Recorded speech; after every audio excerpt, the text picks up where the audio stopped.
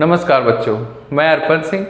मैं आपको कल हिस्ट्री पढ़ा रहा था क्लास 9th के फ्रेंच रिवॉल्यूशन में। तो बताया था आपको, पहले पीछे का पढ़ लेते हैं कि 14 जुलाई 1789 को फ्रेंच में बास्टिल के किले को तोड़ दिया जाता है और उसके जो पत्थर वगैरह थे उसको वो लेके चले जाते हैं और ये मान के कि एक विध्वंस बास्टिल के किला का जो एक ध्वंस था, जो उसे उसके फ्रेगमेंटेड पार्ट को इसलिए लेके चले जाते हैं कि राजा के निरंकुशता का अंत या उसे याद की तरह पे सजोना चाहते हैं। यहाँ तक हमने पढ़ा था।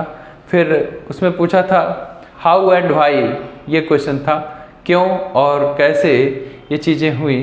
तो पहले उससे पहले हम ये पढ़ेंगे कि फ्रेंच में society during the late 18th century में कैसे थी। तो हम क्या करेंगे कि उसके फ्रेंच के रिवॉल्यूशन के बारे में, उसके समाज के बारे में, उस समय क्या सामाजिक संरचना थी उसके बारे में बात करेंगे। सामाजिक संरचना किसी भी हिस्ट्री में या किसी भी समय एक बहुत इम्पॉर्टेंट रोल अदा करती है। सामाजिक संरचनाएं ही कभी कभी कुछ उसमें श्रेणियां बनती हैं। जो तो निचले तबके के श्रेणी के लोग होते हैं वो ऊपर आने की कोशिश करते हैं, तो समाज में ये टकराव हमेशा चलता रहता है। लेकिन जब इकोनॉमिकली है, यहाँ फ्रांस में इकोनॉमिकली वो चीज़ें आ गई, जो कुछ ऐसा नहीं था कि वहाँ अनटचेबिलिटी वगैरह की बात की गई हो। पहले यहाँ पे इकोनॉमिकल वो चेंजेस की गई, जैसे कि कोई टैक्स देना था और फूड क्राइसिस आ गई, सब्सिस्टेंट क्राइसिस। तो उसी पे हम चर्चा करेंगे कि कैसे उनके समाज बटे हुए थे, कैसे अपर लोग टैक्सेस नहीं देते थे, लोअर लोग टैक्सेस देते थे। तो अब ये क्या हुआ कि कहानी यहाँ से शुरू है। इन 1774 लुइस 16 बर्बन फैमिली के थे, बर्बन डायनेस्टी हुआ करती थी और असेंडेड थ्रोन ऑफ फ्रांस, और उन्होंने थ्रोन ऑफ फ्रांस मतलब फ्रांस की गद्दी पर वो बैठे। 20 ईयर्स ओल्ड थे तब और married to Austrian princess Marie Antoinette. तो उन्होंने ऑस्ट्रियन प्रिंसेस मैरी एंटोनिएट से शादी हो गई उनकी। अब क्या हुआ कि long years of war had drained the financial resources of France. तो लंबे समय तक वहाँ फाइनेंशियल रिसोर्सेज वार चलते रहे, क्योंकि ब्रिटेन इंपीरियलिज्म की वजह से, साम्राज्यवाद की वजह से बहुत सारे देशों पे अपना कब्जा किया हुआ था, कॉलोनाइज बना लिया था, कॉलोनी बना लिया था। कॉलोनाइज का मतलब ये होता है कि एक देश दूसरे देश पे अपना कल्चर थोप रही है। डिपेंडेंसी मतलब वो देश उस पर डिपेंड हो गई। अब हम उसी देश पे कल्चर थोप दे, इथनिसिटी थोप दे, अपनी भाषा थोपे, ये कॉलोनाइज हो गया। इसका मतलब पूरी तरह से एक देश जब दूसरे देश के कब्जे में होता है तो पहले तो वो उस पर डिपेंडेंट हो जाता है, क्योंकि दूसरे लोगों पे वो है, और उसका एक्सप्लॉयटेशन होता है भाषा पे। तो ब्रिटेन ने क्या किया था, अमेरिका में बहुत सारे अपनी कॉलोनी बना रखी थी। आपको पता है कि भारत भी बहुत दिन तक ब्रिटेन की कॉलोनी थी। तो ब्रिटेन ने वार लड़ा, क्योंकि बहुत ज़्यादा जो उसका added to this war the cost of maintaining and extravagant मतलब फिजूल खर्ची बहुत थी। The immense palace of Versailles, राजा है तो उनके ठाट बाट भी है। अब ठाट बाट रहेगा तो राजा उस पर पैसे खर्च करेंगे। आप ही देखते हैं समाज में आजकल लोग आईफोन वगैरह खरीदते हैं ना, पैसे नहीं होते वो जुगाड़ पे पर खरीद लेते हैं। क्यों? उन्हें दिखावा है। अब राजा है या बड़े लोग हैं तो अपने दिखावे में वो जरूर रहेंगे, वो दिखावा उनको करना होता है। तो अब क्योंकि अगर वो दिखावा नहीं करे, कुछ अलग से प्रदर्शन ना करे, तो कैसे पता चलेगा वो राजा है। तो फिजूल खर्ची भी होती है। The immense palace of Versailles, Versailles में उनका एक महल हुआ करता था, तो उस पर उनके खर्चे एक्स्ट्रावेगेंट फिजूल खर्ची थी। एक्स्ट्रावेगेंट मतलब फिजूल खर्ची। Under Louis 16 France help to 13 American colony. तो लुइस 16 के ही, यही लुइस 16 में फ्रांस ने क्या किया, 13 कॉलोनी को हेल्प किया कि 13 American colony to gain their independence from the common enemy Britain. कौन कॉमन एनिमी था? ब्रिटेन के। तो उस कॉलोनी को उसने छुड़ाया कि मतलब आप कॉलोनी नहीं रहेंगी, और ब्रिटेन ने उनके वार में उनका साथ दिया। वार किसी भी देश के लिए अच्छा नहीं होता। वार किसी देश के लिए इसलिए अच्छा नहीं होता क्योंकि पहले तो आप आसपास की लड़ाई में देख लो कि हमें चोट लग सकती है, पैसे होंगे, मुकदमे वगैरह हो जाएंगे। तो वार किसी देश के लिए नहीं अच्छा होता। तो वार में इन्होंने क्या किया, लुइस 16 ने जब मदद करना शुरू किया, जाहिर सी बात है कि कोई किसी पे कब्जा किया है, आप उसके लिए चाहे उसके हक के लिए ही लड़ रहे हो, तो वार है, तो आपके पैसे खर्च होंगे। तो इसलिए कहते हैं कि दूसरे के झगड़े में जाना ही नहीं चाहिए। लेकिन वो फ्रांस चला गया। अब फ्रांस चला गया तो पैसे खर्च होने तय थे। अब the war added more than $1 billion to a डेप्ट that had already risen more than $2 billion। जो वार था, जो उनके ऊपर डेप्ट था, डेप्ट उधार होता है बैंक से या कोई भी कहीं से भी उधार लिया, तो 1 लिब्रे, लिब्रे क्या है, वहाँ की करेंसी थी फ्रांस की, ठीक है ना, बुक में लिखा हुआ है, जाके आप देखोगे एक जगह पॉइंट लिखा है लिब्रे, वहाँ लिब्रे जो उनके वो 1 बिलियन लिब्रे, 1 बिलियन लिब्रे से वो 2 बिलियन लिब्रे उधार हो गया। अब आप समझ पा रहे हैं ना कि कितना सीधा डबल, उधार ही डबल हो जाए। उधार है तो निश्चित तौर पे राजा चैन से तो रह नहीं पाएंगे। लेकिन अब ये जो 1 बिलियन लिब्रे या इतना जो डेप्ट है, इसको भरने के लिए राजा ना टैक्स इंक्रीज करेगा। जो कल हमने बताया था कि राजा ने ट्रूप भेज दिए थे, तो वो टैक्स इंक्रीज करने वाली थी और वो ये जानना चाह रही थी कि लोग इस किस हलचल में हैं, वो राजा के प्रति क्या सोच रहे हैं। पर लोगों ने तो उसे उल्टा इम्पैक्ट में ले लिया और वो पीपुल मिलिटिया बनाए और वार पे आ गए। और फिर आपको पता ही था उन्होंने 7 प्रिजनर निकाले, ठीक। तो वो 2 बिलियन लिब्रे का उधार हुआ। अब हम कैसे पढ़ते हैं कि क्या हुआ इसके बाद, कैसे आगे बताते हैं।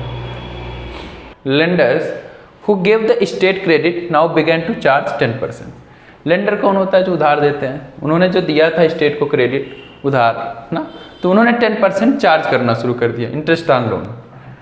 एक तो 2 लिब्रे का उधार, ऊपर से 10% का ब्याज ना।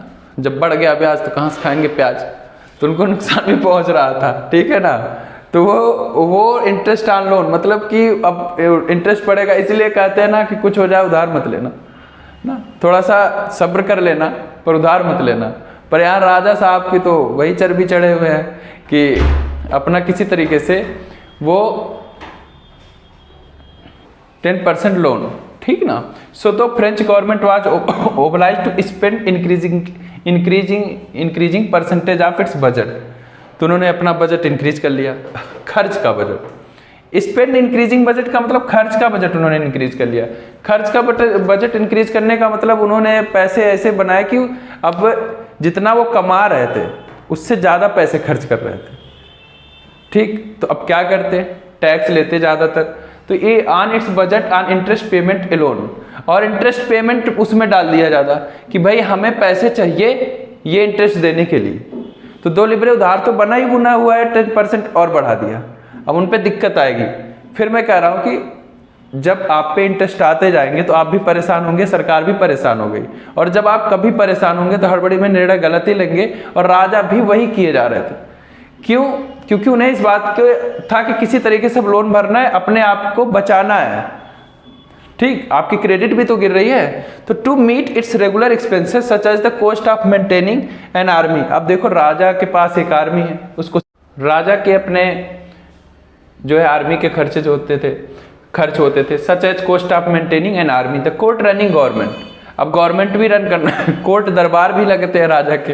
अब राजा के दरबार लगेंगे तो अपने आप उनके पैसे खर्च होंगे, उसके दरबार के लिए पूरे सैनिक वगैरह बनाए जाते थे। The running government office, government office जैसे आपके गवर्नमेंट ऑफिसर्स हैं तो उनके लिए भी पैसे खर्च करती है सरकार, बहुत सारे उनको अलावेंस दिए जाते हैं।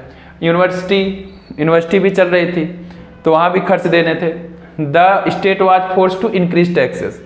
अब state was force to, state को ये फोर्स किया गया, मतलब वो मजबूर हो गए। फोर्स टू का मतलब यह है क्योंकि वो मजबूर हो गए इंक्रीज टैक्सेस ना, पैसिव सेंटेंस में आ गया ये कि फोर्स टू इंक्रीज टैक्सेस। अब उनका टैक्सेस इंक्रीज करना पड़ा।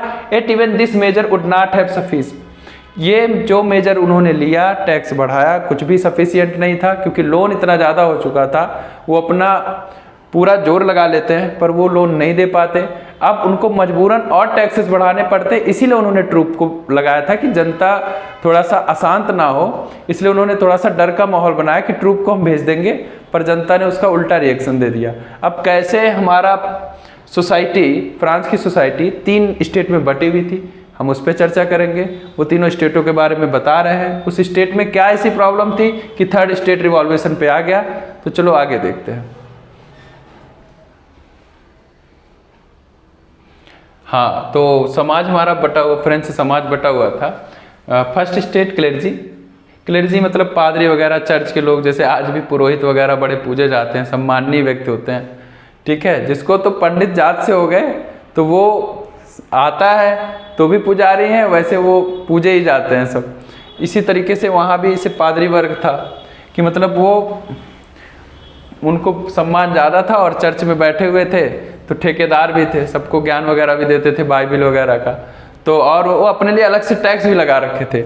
आज भी जैसे जाओगे तो मंदिर पे चढ़ावा चढ़ाते हो तो उन्हें चढ़ावा दे दो, ठीक। और नोबेलिटी, इसके बाद कुछ अमीर लोग, अमीर मतलब ऐसे नहीं नोबेलिटी कि अमीर हो गए काम करके, नहीं, वैसे अमीर तो अच्छे हैं। ये अमीर थे कि बाप के पैसे से अमीर थे, वो नोबेलिटी वाले अमीर थे। मतलब उनको एक जमीन का टुकड़ा मिल गया, वो योग्य हैं कि नहीं है, बस उनको अब ना कोई नॉलेज है ना कोई ज्ञान है। उनके फादर अच्छे रहे होंगे, हो सकता है सैनिक रहे हों, आर्मी में रहे हों, तो उनके पास थे, जमीन ले लिए थे, फ्यूडल सिस्टम आ गया था ना तब। तो ये नोबेलिटी ऐसे ही थे, मतलब ये हायरार्कियल में चले आते थे। तो इनको उस चीज़ की कद्र नहीं थी जो उनके पास धन थे, ये इसका दुरुपयोग करते थे और ऐसो आराम में जी रहे थे।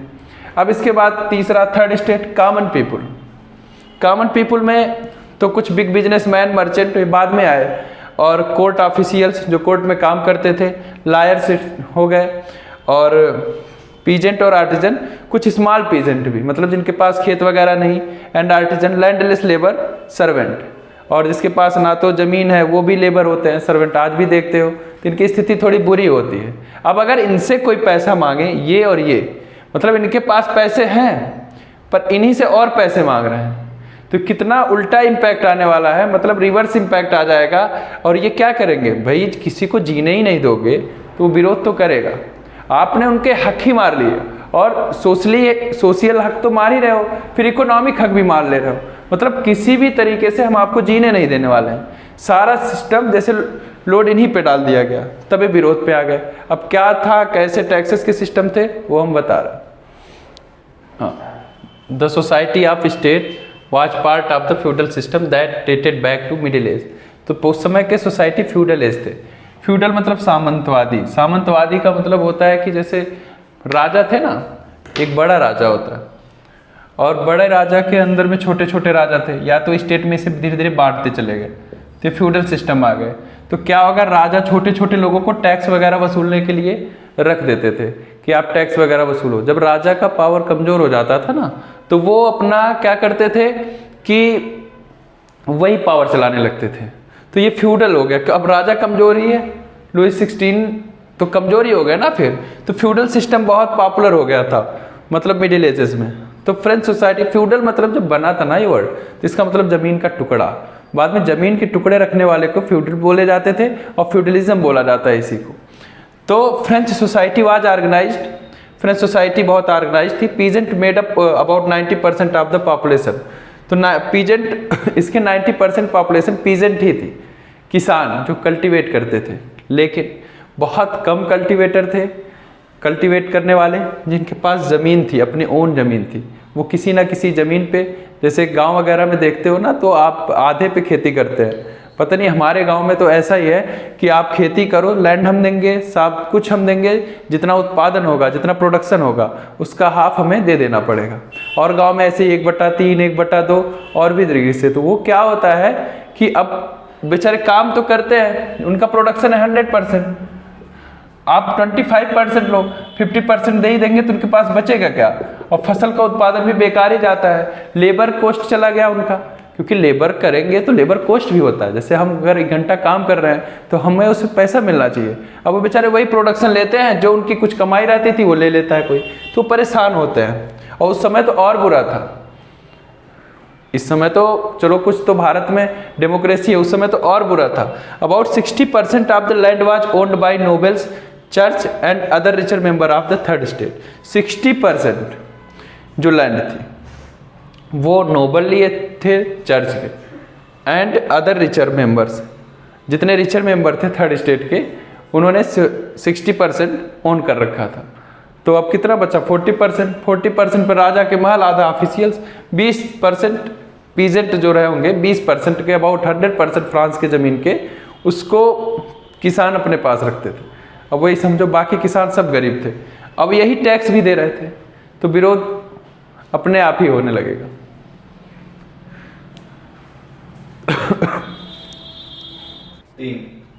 The members of the first two states, that in clergy and the nobility, enjoyed certain privilege by birth। privilege by birth होता है जन्म से विशेषाधिकार। मतलब वो जन्म से कुछ विशेष अधिकार पाए होते हैं, जो अधिकार सामान्य लोगों के पास नहीं होते। तो अब पहले के लोगों पे, जैसे अभी सामान्य लोगों के पास वो चीज़ें नहीं होती, तो ऐसा माना जाता है कि नहीं, बंद कर दे यार बीटी 2 मिनट, तो पेन ही नहीं है मेरे हाथ में, फिर से बोलूँगा। The members of first two state that is clergy at the nobility enjoyed certain privilege by birth. तो मतलब जो नोबेलिटी थे और क्लेर्जी थे, ये बर्थ से ही प्रिविलेजेस में रहते थे, मतलब विशेषाधिकार था इसका जन्म से। मतलब अब ये बाबू साहब लोग हैं, इनकी बात सुनो, मतलब ये बड़े लोग होते थे। The most important of these are exemption from taxes to state. इनको टैक्सेस से छूट थी, स्टेट के द्वारा इन्हें ये छूट दे दी गई थी कि आप टैक्सेस मत दो। और एक खुश भी होते हैं, बड़े लोग पैसा खर्च करना चाहते भी नहीं थे, अब बड़े लोगों को ये खुश किया जाता है इन सब में। तो बड़े लोग इस वजह से खुश थे कि नहीं ठीक है, टैक्स नहीं देना पड़ रहा है, तो हम खुशी तो जग खुशी, इसी बात पे इनका पूरा चलता था। Peasant were oblige to render services to the lord to work. तो पीजेंट जो है अपने मालिक के यहाँ काम करने के लिए बाध्य हुआ करते थे, उनके फील्ड में, खेतों में काम करने के लिए बाध्य थे, ठीक है, कि उनके खेत वगैरह में बेगारी करवाते थे कि मतलब आप काम करो, हम पैसा नहीं देंगे। And serve to the army, और उनके आर्मी में भी सर्व करते थे, लाठी वगैरह लेके खड़े रहते थे कि भाई चलो मार वार करके आएंगे। Are to participate in the building roads, उनकी बिल्डिंग बनाने में या बिल्डिंग रोड्स मतलब रोड बनाने में वो काम पार्टिसिपेट करते थे। तो मतलब ये जो नोबेलिटी थे अपने फ्यूडल प्रिविलेजेस को खूब एंजॉय करते थे और फ्यूडल ड्यूज देते थे। 3 the church too extracted its share is called tithe. Tithe एक टैक्सेस होता था जो चर्च लेता था from peasant and finally all member of the third state. Third state से एक टैक्सेस होता था, वो पीजेंटों से लिया जाता था, ठीक है। जैसे किसान लोग चर्च में टैक्स दिया करते थे, हैड टू पे का मतलब उन्हें देना पड़ता था, taxes to the state, state को देना पड़ता था। Finally all member of third state मतलब कौन सबसे ज़्यादा परेशान है? Third state. टैक्स कौन सबसे ज़्यादा दे रहा है? Third state. These included direct taxes. Direct taxes माने इनकम टैक्स, जो कुछ भी वो कमाते थे उस टैक्स को बोला जाता था टैली, ठीक। तो वो जो डायरेक्ट टैक्सेस वो टैक्सेस होते हैं जो हम अपने इनकम पे सीधे सीधे देते हैं। इनडायरेक्ट टैक्सेस वो होते हैं जो हम आर्टिकल और गुड पे देते हैं, ठीक। तो these included direct taxes called tally. A number of indirect taxes which were levied on articles of everyday consumption like salt and tobacco। indirect taxes वो गुड पे देते थे, तो indirect taxes which were levied on मतलब उस पे किस पे साइन करते थे? consumption of salt and tobacco, ठीक। तो वो साल्ट और टोबैको जो भी वो डेली अपना गुड आर्टिकल खरीदते होंगे उस पर टैक्सेस देते थे। The burden of financing activity of the state through taxes was borne by the third state.